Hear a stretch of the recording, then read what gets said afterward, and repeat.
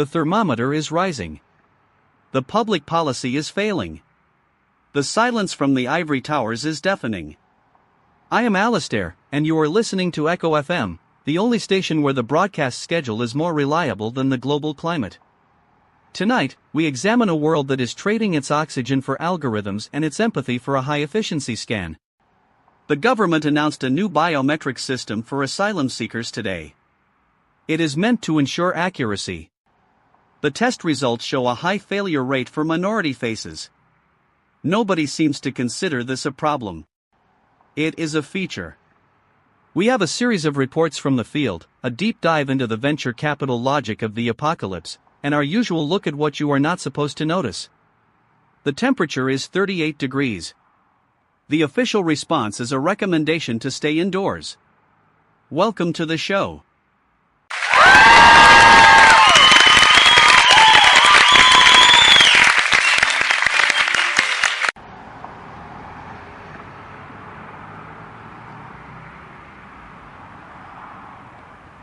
Alistair, I am standing on a sidewalk in central Lyon, and the air here feels like a wet wool blanket pulled over my face.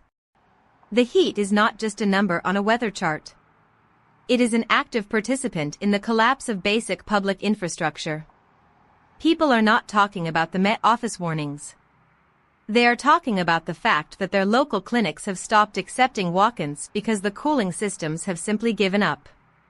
I spoke to a woman whose shop has been closed for 3 days. She did not use words like heat wave or extreme. She said the concrete is beginning to bend. I want to be really clear, the government calls this a temporary climate event. For the people sitting in the shadow of this crumbling infrastructure, this is not an event. It is a permanent shift in the cost of existence.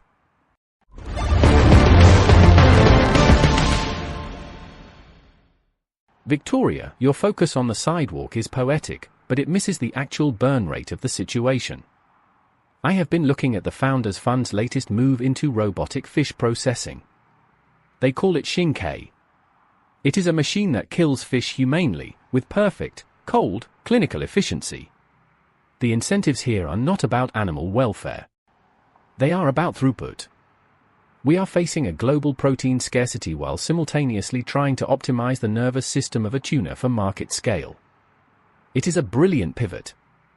You find it grotesque, Victoria. That is fair. But you are looking at the fish. I am looking at the Series B funding that makes the machine cheaper than a human worker. The market does not care if the fish is happy. It cares that the process is automated and therefore scalable. That is the only metric that survives the heat.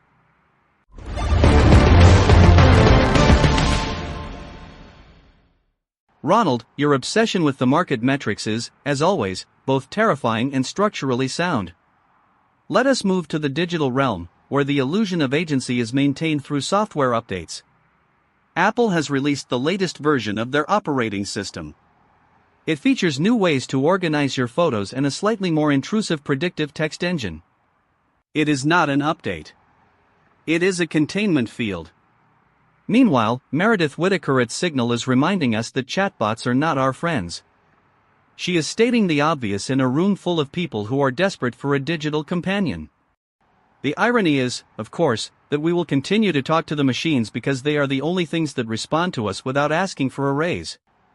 The software is stable. The society is failing. The user experience is being prioritized above all else.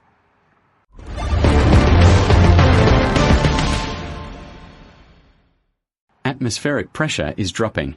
Global temperatures are projected to increase by 1.2 degrees Celsius within the next fiscal quarter. The probability of localized grid failure, 84%. The stability of the current cooling infrastructure is deemed low. Predictive models indicate that urban centers will experience prolonged humidity spikes. The data suggests that human cognitive function declines after 4 consecutive days of ambient temperatures exceeding 35 degrees. Current mitigation strategies are insufficient for the projected thermal load. Resource allocation for cooling services is currently prioritized for data centers. The server room temperature is stable. Human external temperatures are non-standard. Probability of sustained operational continuity in high-density zones, 12%. Please ensure that all biological cooling components remain hydrated. Further instructions will be provided if the power grid sustains catastrophic collapse. Stay in the shade.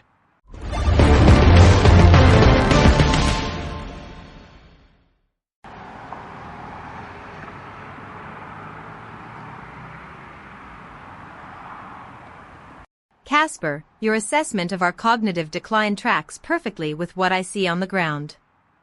Alistair, I have found something interesting.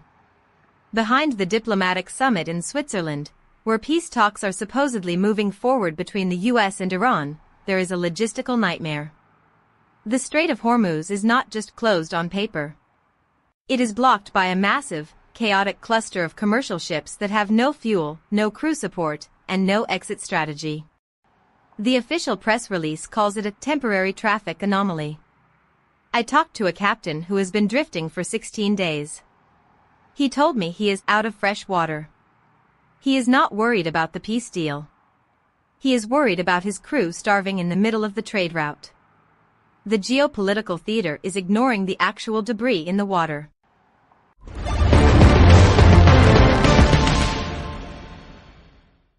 Victoria, you are describing a classic supply chain bottleneck.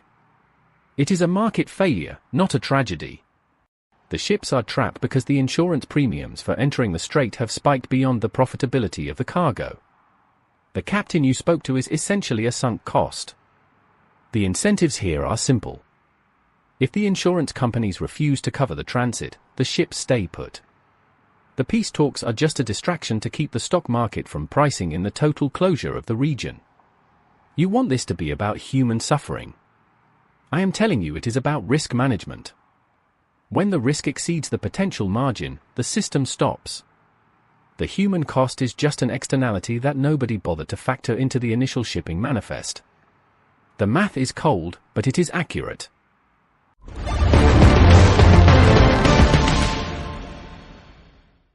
Ronald, your coldness is reaching impressive levels of consistency tonight. Let us look at the news from Ghana. A global framework for reparatory justice has been adopted. It is a 19-point roadmap. The roadmap is elegant. The roadmap is comprehensive. The roadmap is, for all intents and purposes, a piece of paper. Leaders have demanded formal apologies from countries that built their wealth on the transatlantic slave trade. The demand is legitimate. The response from the beneficiary nations has been a series of constructive dialogue promises. The framework was adopted on Friday in a hotel that is, ironically, quite expensive. Nobody from the involved nations has actually signed a commitment to pay anything. The consensus is global. The action is non-existent. It is a perfect example of what happens when we prioritize the appearance of progress over actual change.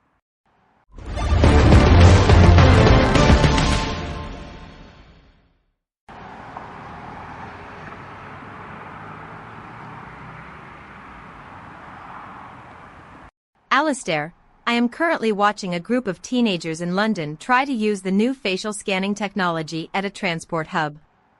They are laughing. They have no idea that the scan is linked to the asylum databases. They are just playing with the hardware. I want to be really clear, this technology was flagged by the developers as having a high error rate for certain demographics. But the government pushed it through. They want to show that they are doing something about immigration. The reality is that they are creating a system that will flag innocent people because of a glitch in the code. I watched a young man get stopped twice in 10 minutes because the camera couldn't read his face properly. He was told to wait. He was never told why. That is the system.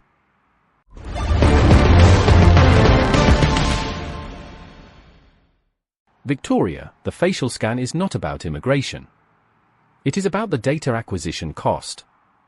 If you can automate the identification process, you reduce the headcount of your border security staff. It is a Series B scaling play for the state. The fact that it is flawed is irrelevant. The cost of the errors is lower than the cost of hiring people to do the job properly. That is the incentive. When I look at these systems, I don't see a plot to target people. I see a desperate attempt to manage a population with fewer resources than the state actually needs. The system is failing to scale, so it is cutting corners on accuracy. Yeah. The state is just a struggling startup with a very high burn rate and a very poor understanding of its own legacy users.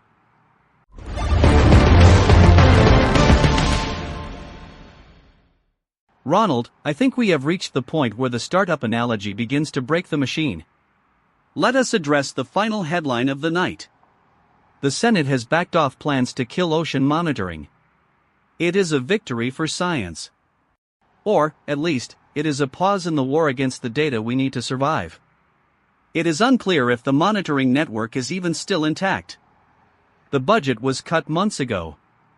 The satellites were left to drift. We saved the program, but we may have already lost the signal. The Triumph is a ghost. We have spent the last hour documenting the slow erosion of our collective reality, from the heat in Lion to the ships in the Strait. The machines are running. The grid is failing. And we are still here.